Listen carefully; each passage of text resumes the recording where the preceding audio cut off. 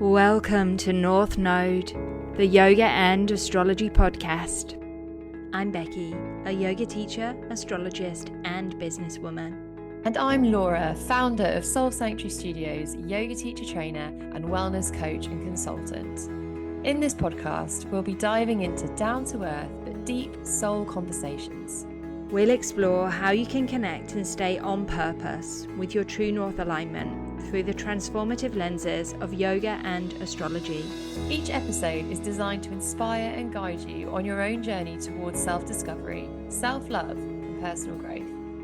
We'd really appreciate it if you could leave us a 5-star review on your preferred podcast platform. Your support will help us reach more listeners who are looking for insightful discussions and meaningful connection. Thanks so much for joining us. Now, let's dive into today's episode.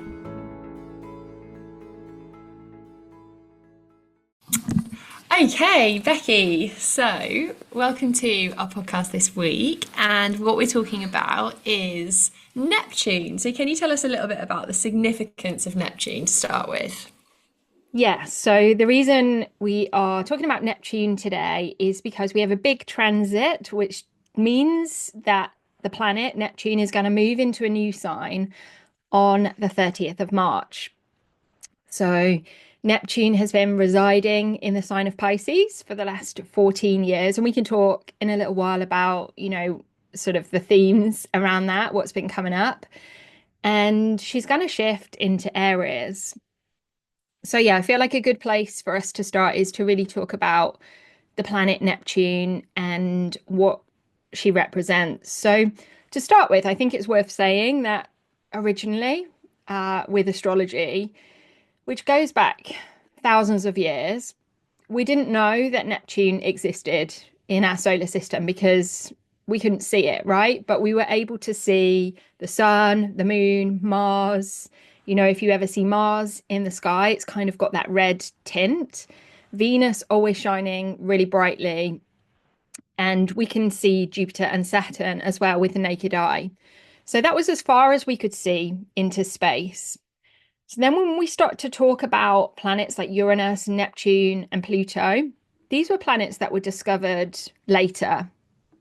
So they kind of represent like the expansion of consciousness, if you like, because as technology has evolved and as our human consciousness has evolved, we've been able to see farther into space. So Neptune was discovered in 1846. So like astronomers and astrologers at that time were not two separate things. They were the same thing. And they had to kind of determine the symbolic meaning of Neptune, which had been done with Uranus earlier in the 18th century. So they're often linked to sort of myths and stories. So think about Neptune and what the word Neptune evokes for you. Neptune was the Roman god of the sea, so equivalent to Poseidon in Greek mythology.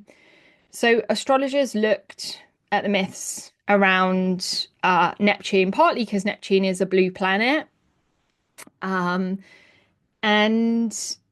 associated with like unknown waters, moods that could change quickly, deep emotion as well. This idea of Neptune being discovered like deep in space, deep in space, like it's a really long way from the sun. So there are these themes of depth, illusion, and the unconscious as well, because, even though we didn't know Neptune existed until 1846, it is in our solar system. So it would have been mirroring or influencing, depending on, the frame that you're looking through astrology at, the collective for, since the existence of our solar system. So when we think about Saturn being the outermost planet that we knew about, because we could see it and we can see the rings around Saturn if you've got really good eyesight on a clear night. And Saturn, because of its rings, represents structure, limitations, boundaries, because it was the furthest planet that we could see in space. And kind of that's what Saturn represents in our chart. So then astrologers discovered Uranus, and there was like this expansion. Oh my God, there's like planets we don't even know about. So Uranus represents change, innovation, and possibility. And Neptune's further out in space and sort of represents like an even further dissolution of Saturn's boundaries.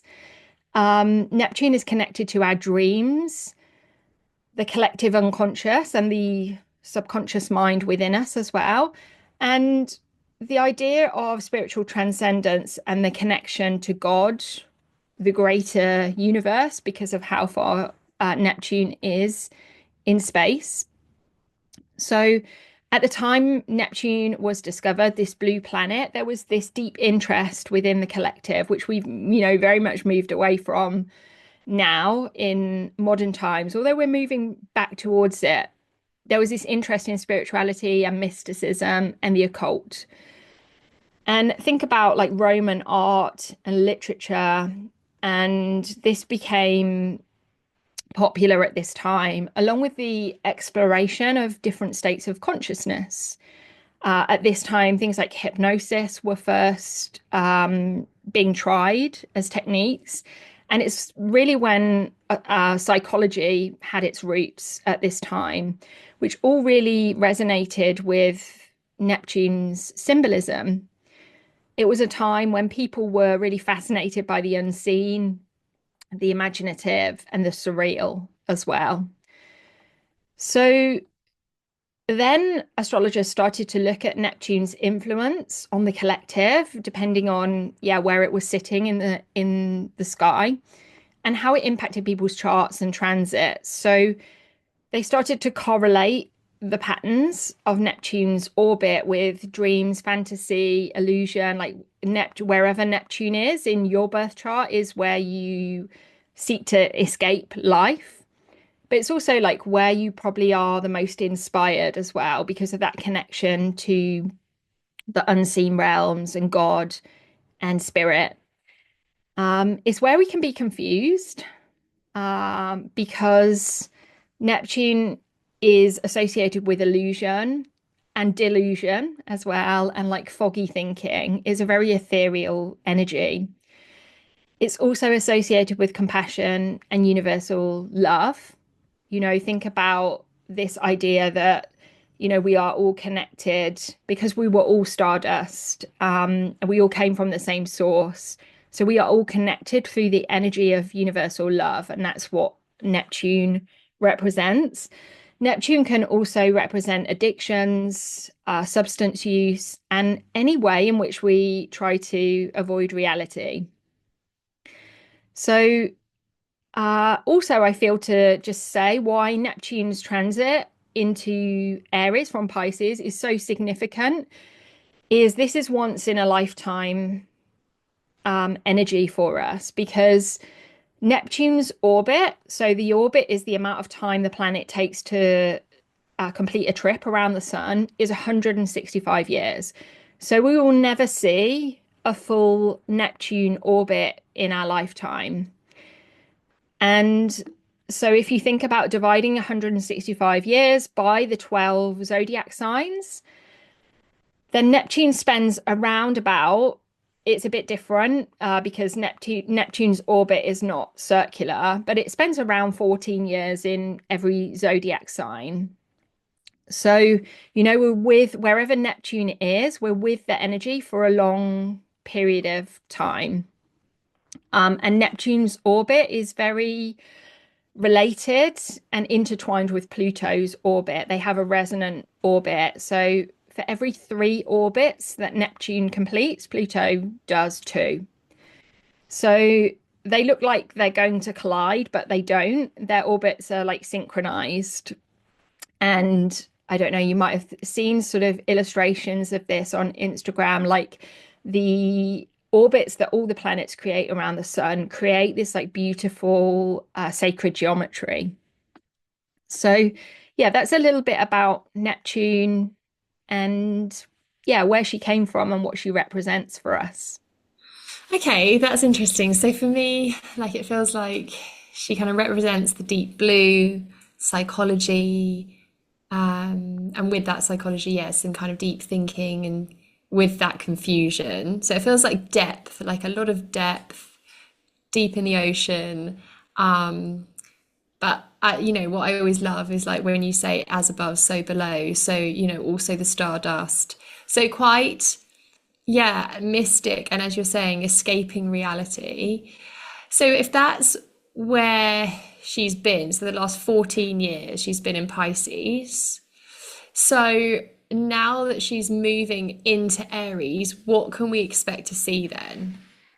Okay, so I think it's worth saying also that when a planet changes signs, so Neptune changing signs, first time in 14 years that it's going to do this, the energy at the end of the sign that the planet is in, and then the first few degrees of the new sign are like the most intense energy. Because that's when the energy is strongest. At the end of the sign, it's like this culmination of energy. And at the beginning of the sign, it's like an initiation into the new energy. So, where Neptune has been, I think we should start there. Like for the last 14 years, is in Pisces. And I'm going to talk through some of the things that have happened in the last 14 years. And it's like really worth reflecting on the last 14 years of your own life, like what's been going on. And then we can sort of build on that to think about, okay, where are we going after that? Because the way that all of the zodiac signs work is the energy of the sign that follows is like very different to the sign before, but also complementary. So with Neptune in Pisces, which is where it has been since 2011, Neptune is one of the rulers of Pisces. So every sign has a planet or sometimes two planets that rule that sign. Neptune rules planets. So it's been at home in a way in Pisces, but it's like also a doubling of this mystical energy and this energy that creates a veil, which means things are invisible to us. So it's been, think about like the last 14 years and some of the things that have happened is like the invisible forces that rule us. Um, and like a real peak of confusion energy and also spiritual awakening because Neptune rules spiritual awakening. So it's been this really intense time of collective illusion, escapism as well, and a lot of challenges around mental health, addiction, and like knowing where our boundaries are as well. So Neptune in Pisces was like a perfect storm energy really for a pandemic, which is what we saw happening in 2020. Because Neptune is at its full strength in this sign, and Neptune and Pisces rule these diseases that are sort of airborne, invisible to us, but have a huge, huge impact on the collective. It's that representation of invisible forces and how powerful they are. Viruses are unseen, and Neptune rules all of these things that are intangible and spread silently. Like the disease of fear as well. Think about all of the fear that was around in that era of 2020, 2021. Mass confusion as well. Neptune in Pisces, very confusing energy, lots of misinformation, whatever you believe around the pandemic, you know, there's a lot of misinformation, and I'm not sure we'll ever know the truth around it because Neptune does govern illusion, deception, uncertainty as well. So there were like all these guidelines that just kept changing, and the powers that were sort of in control of things were not following the rules that we had to follow. Lots of conspiracy theories, some of which are, sort of proving to be true now. And this inability for us as the collective to separate fact from fiction, to know what we should be doing, what we shouldn't be doing. And also during the pandemic, this isolation and solitude that we were forced to move into. Neptune dissolves boundaries, and lockdown forced people into solitude. So, although we were not sort of collectively together during the pandemic. It's this kind of being forced into solitude to withdraw and go within. And, think about the things that people did. They started new hobbies, were more creative, perhaps had went about different directions in their career. And Pisces also represents selflessness and, in a sense, like our sense of duty and responsibility to protect those that we love around us. So the pandemic really required collective responsibility, whatever you believe around mask wearing and social distancing and, all of that. That was kind of the energy that we were in. And perhaps now when we look back, we don't always understand some of that. And that, like, I don't think we ever will to a certain extent. And also, escapism and addiction. Many people drank more during the pandemic. And also think about the digital escape as well.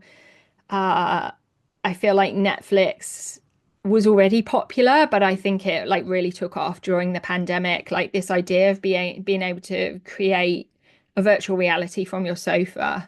I like all these deeply Neptunian themes. And when we look back at Neptune in Pisces, the last time it was in Pisces, which was in the 1850s and 1860s, and we don't kind of know beyond that because, like people weren't tracking Neptune in relation to things that happened.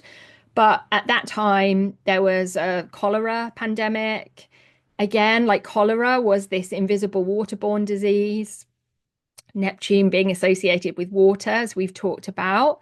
And also at that time, like spiritual movements like spiritualism starting to move and become more popular.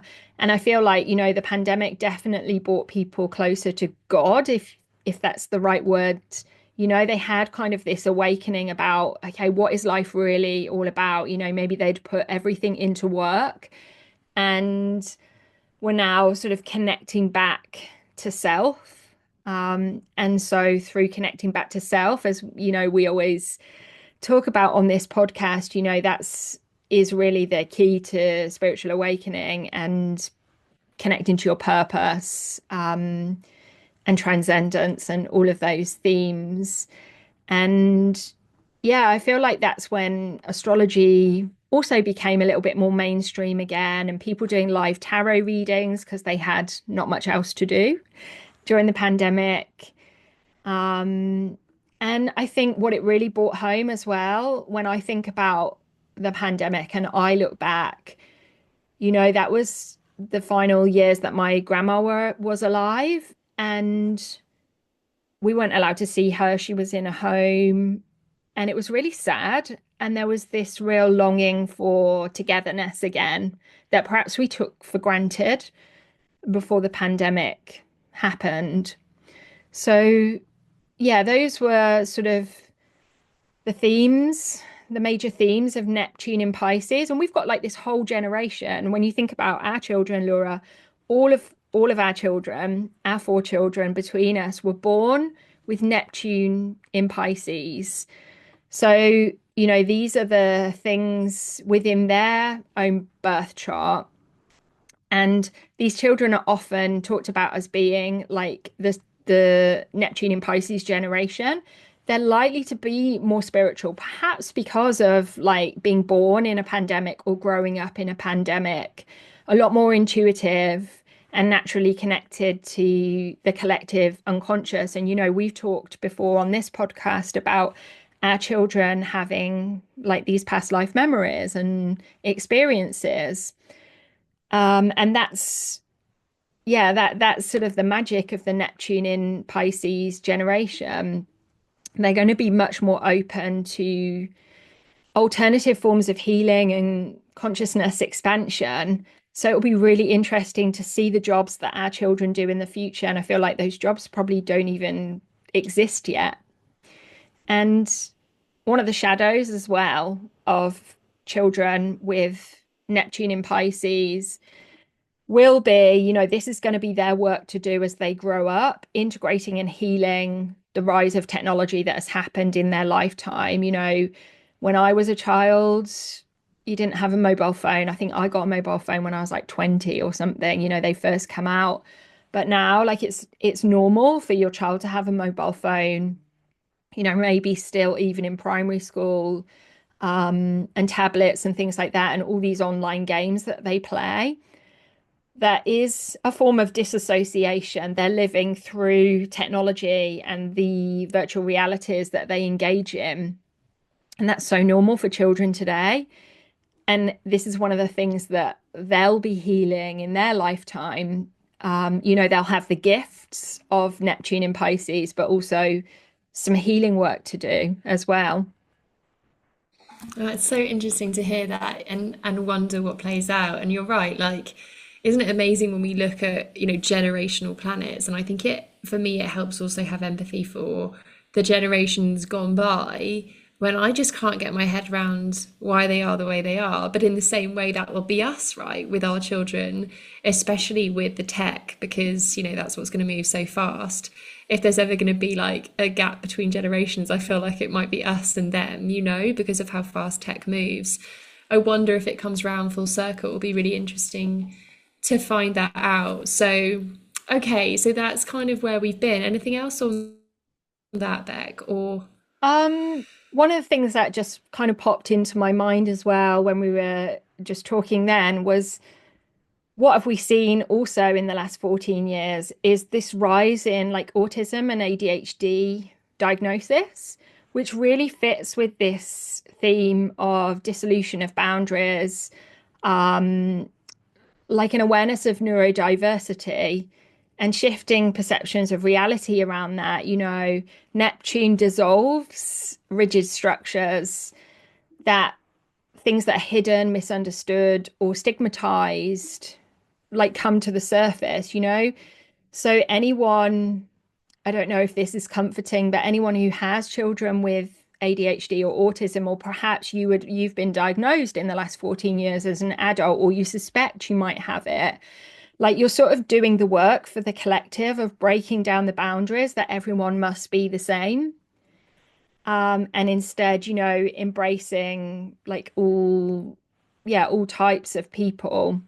We've seen social media like really take off even more with Neptune in Pisces, which has helped to kind of spread personal experience around this and making people more aware and like self-diagnosis and advocacy, especially for children. You see a lot of accounts now of mums sharing the struggles of their neurodiverse children. So, and I suppose like this increased mental health awareness that, has generally happened. I think about in my day job, we've had to have people mental health first aid trained. And when I think about Neptune in Pisces, that's because Neptune rules the subconscious, and more people, need that support. It's like literally the mental health issues are meant to come to the surface for us to move through that, and come out the other side. What might that look like? Well, yeah, maybe we'll see as Neptune moves into Aries. And again, I think there's like that more and more need for yoga for that reason, as the mental health issues come into existence, but also it feels like people need so many more tools to be able to live with them, and I think that goes hand in hand with the technology, doesn't it? Because I think it's undeniable that the two are so intrinsically linked. Like the tech affects the mental health, the mental health then needs so many tools to help live in a world where you've got more mental health issues, but you also got more tech, which is kind of fueling it. And for me, one of the best ways through that, you can guess, is yoga, right? Is like just switching off from the screen, hands on the earth, feet on the earth, just reconnecting with yourself and your breath and the present moment and the people in the room with you and community and all of those things that will help us through, so much of that Mhm. struggle. Yeah, it's no coincidence, right, that at the same time we've had this rise in the popularity of yoga in the last 14 years, because yoga is also, we talk about it all the time, that yoga is like this magic, that it's not just a stretch class. And with Neptune ruling the unseen, so much more happens in a yoga class than you're just stretching your hamstrings and breathing a bit deeply. So, yeah, like we've had the rise in yoga and people have been seeking that out, perhaps because of this Neptune in Pisces energy. But also the astrology. I mean, our line that we always say is that, astrology gives you the map of where you're going in this lifetime, and yoga gives you the tools to make that journey, to be able to complete that journey. Mm. And without those tools, how would you do it? Because it's so difficult with the technology, with the mental health, with the relationships. But also, I think, that Neptune was like really that deep soul searching, wasn't it? And when the pandemic came around, there was a lot of questioning, like, why? Why is this happening? What's going on? And I think that's what made people as well really look into astrology and go, what's actually happening out there? So yeah, it feels like the perfect combination of yoga and astrology at the moment. Yeah, I love that.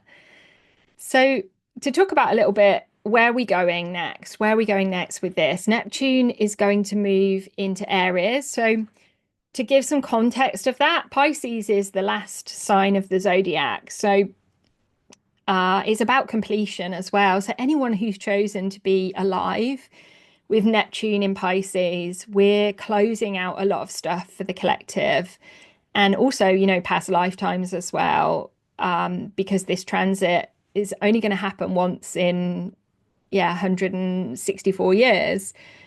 And then we see Neptune move into the first sign of the zodiac, which is Aries. And this is a sign that is about new beginnings. And think about all the things that we've said about Pisces and Neptune. It's about merging with the collective, introspection, dissolution of boundaries. Aries is much more about action, individuality, initiation. So it's a big, big shift. And Aries is the baby of the zodiac. Wherever we have Aries in our birth chart, it's the least mature area of our self. And but also the area where we're probably the most brave because, think about when you're new to something and you don't have the experience of like what was hard and difficult in years gone by, you're just showing up shiny and new and prepared to give anything a go. That's kind of the Aries energy. Aries has that confidence that comes with a lack of experience and this sense of leadership and courage and bravery. And yeah, and it'll do anything to protect its own interests. So the name Aries comes from the Greek god of war, the wild warrior energy. So who Aries was, if you've ever read anything about Greek mythology, was the personification of raw, kind of chaotic warfare. Aries was impulsive and fearless and aggressive, traits that can reflect Aries' astrological nature as well. But yeah, Aries also brings like this really positive energy, this passion, this drive, this showing up and like taking action.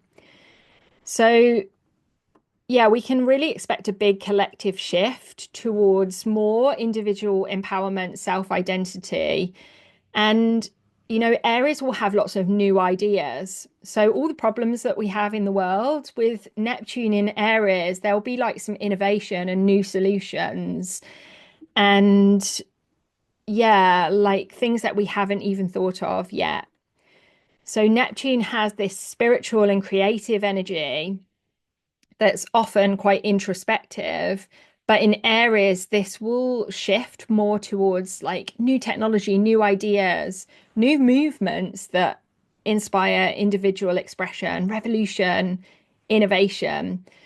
So Neptune in Aries is much bolder and perhaps more confrontational, may push us to envision new beginnings in ways we haven't seen before.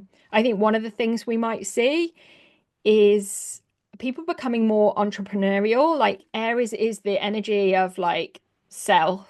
And I think we're going to see even more people less willing to participate in a world where we're working for others, outsourcing our time, being paid by the hour, to kind of feather someone else's nest, if you're working for a company. So I think we'll see more entrepreneurship that comes from like these new ideas, and solutions. I think we'll see a lot of new products and things that people will be thinking of, so that they can support themselves and not have to outsource their time to a bigger company. And this is also with Pluto in Aquarius at the same time, this is also the same sort of energy.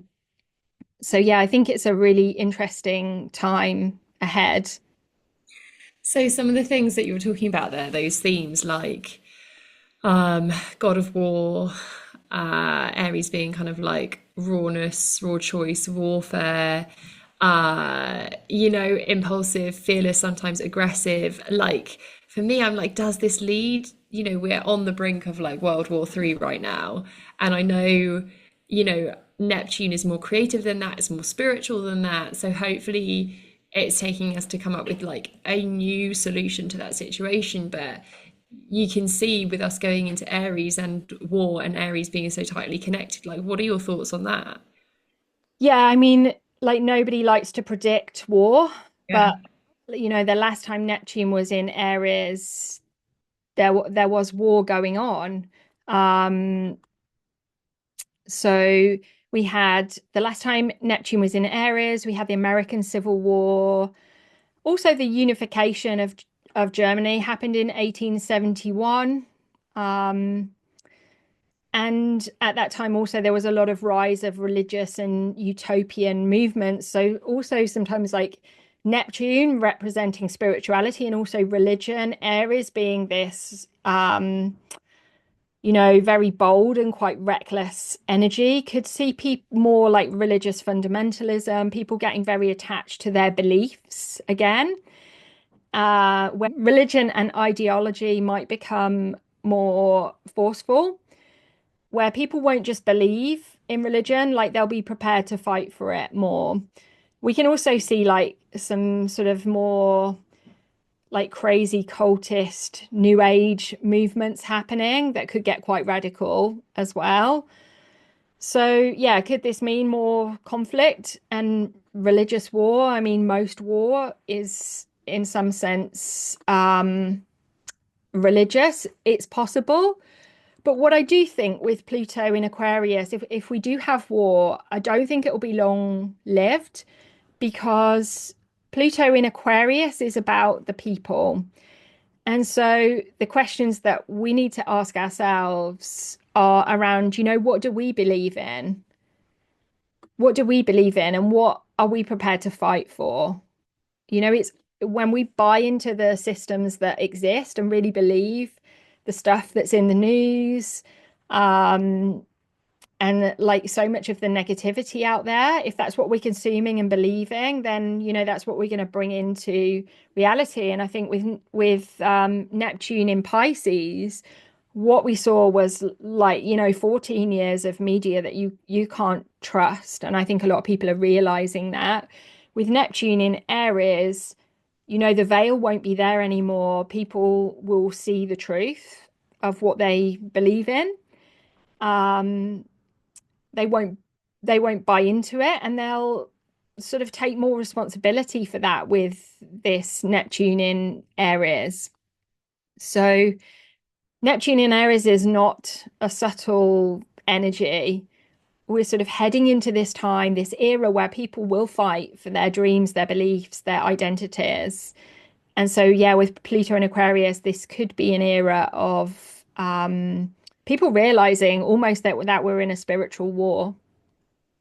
Yeah, I totally see that. I mean, yeah, when we're looking at, Neptune in Aries, it is what we've spoken about, but then with truth and with the individual being the focus, you wonder whether, we're going to get these kind of subgroups going, this is what we believe in, and then Pluto in Aquarius of like that being about the people and no longer about, being easily influenced by mass media. It will be really interesting how this plays out in terms of like people getting hold of the truth and almost their own truths, and then how does that create conflict between the subgroups, you know?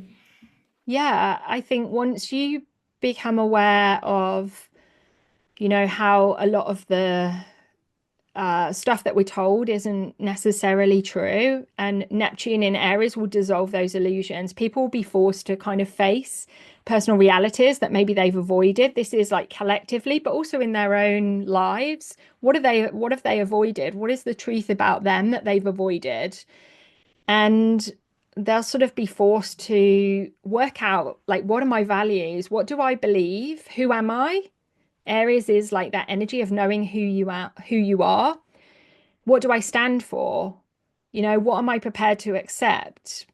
What am I seeing the truth of for the very first time? And I think also, a reconnection to the understanding that I, which is Aries energy, have God within me, which is Neptune energy. And this is the one thing that I believe makes people extremely powerful. Yeah, it's amazing when I think about that journey from the past 14 years. I mean, just on a personal note, it's like COVID, the confusion, being pregnant in COVID, trying to keep myself safe, trying to keep my baby safe, my Chiron, so the wounded healer being really stimulated because there was that trying to look after the collective, have Chloe come and see us, but she's coming from a different family. Um, and I'm pregnant and nobody had any idea how that was going to affect the baby. Like there was all this confusion and digging deep and real struggle to figure out, like, yeah, I lost my faith and I spoke about that before, and then refound it when Lenny came along and spoke to me about his past life experience. And now I'm here kind of talking about that, like faith, that found faith in combining yoga and astrology together. And like now, literally shouting about it on a podcast, it feels like such a literal interpretation of that journey that's happened. It's amazing when you can connect the dots and kind of see it in that way. Yeah. Yeah, it's incredible, isn't it? When you can look back. And I think, with your pregnancy with Lenny, that happening with Neptune in Pisces, like the unseen, the unexplained, it's like, a case in point, isn't it, really? Yeah, it is. And now literally here he is coming alive and kicking and speaking as we speak about moving into being heard and being seen. It's the Oh, epitome of that, right? totally. Um, okay, Beck. So what was your personal journey then with that? So my personal journey with Neptune in Pisces was really like, yeah, the birth of my both of my children, which completely changed me. As motherhood always does. Hannah was born in 2012, right at the beginning with Neptune in Pisces, and then Zoe was born in 2015. And I also did my yoga teacher training in that time. Um, and I feel my journey with Neptune in Pisces was much more about, yeah, connecting to spirituality and remembering who I was. Pisces for me is where my South Node is. So it was like a lot of, I feel like a lot of soul remembrance. I feel like it's been the hugest journey for me. Certainly the last, yeah, probably 13 years, which is how old my daughter is. So, yeah, and I feel Neptune in Aries, I feel excited about it. I think we're going to see more spiritual awakening in this time and some questions really for people to feel into if they're listening to this podcast about sort of what's ahead. The fog is going to clear and we must decide what is real for me. What is real for me, not what society says, not what your family says, not what the media says. What beliefs empower you? And this is moving away from religious ideology, but also from victimhood and like learnt helplessness that can creep into our subconscious. And I think you're going to be asked in the next 14 years, what is worth fighting for? What is worth fighting for? Because believing in something isn't going to be enough. Like, we're going to have our beliefs tested. And if your own personal belief system isn't aligned, it could be a tough time. So really getting back to like the truth of who you are and what is real for you.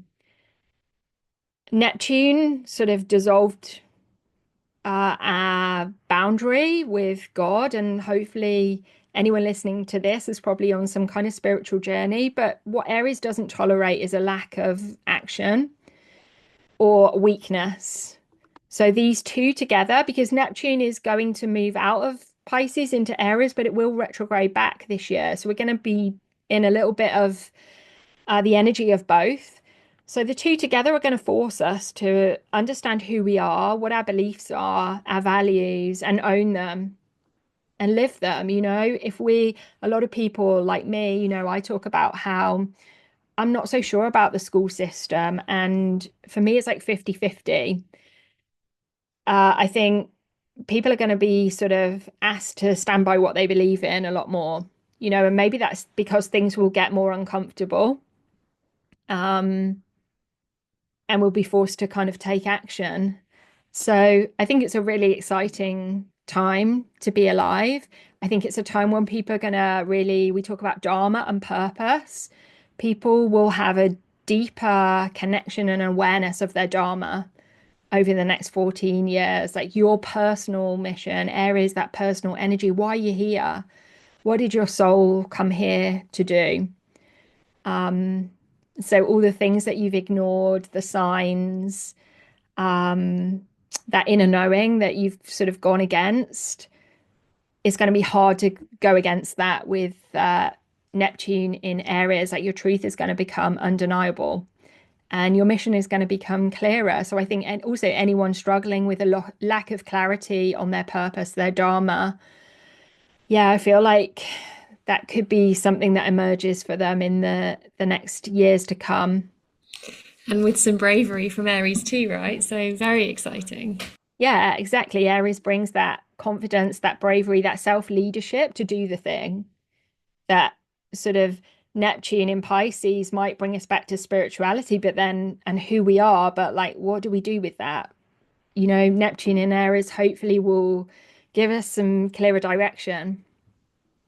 Amazing. Well, thank you, Beck, for your insight as always. And yeah, look forward to finding out how all this plays out. Yeah, thank you. Thanks so much for listening to this episode. Your time is precious, and we truly appreciate you spending it with us. We look forward to having you join us again soon. So, take care, and we'll catch you in the next episode.